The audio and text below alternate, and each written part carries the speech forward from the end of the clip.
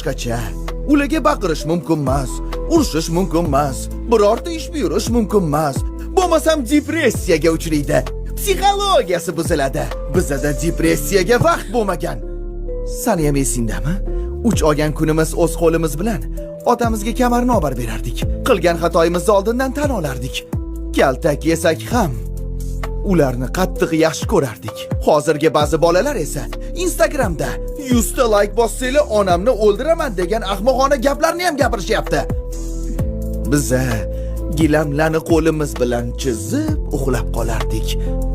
Hozirgilar telefonini quchoqlab uxlayapti. Bitta hikoyani topish uchun kutubxonani soatlab tutardik. Bular internetdan shundoqqina ko'chirib qo'yadi. Biz o'qigan maktablarda hatto atapleniya yo'q edi. Kurtkada dars o'tib, qo'l bo'lgan paypoqlarimizni tokchani oldiga ilib qo'yardik. Bitta kitobni 5 ta sinfdosh tanlashib o'qirdik.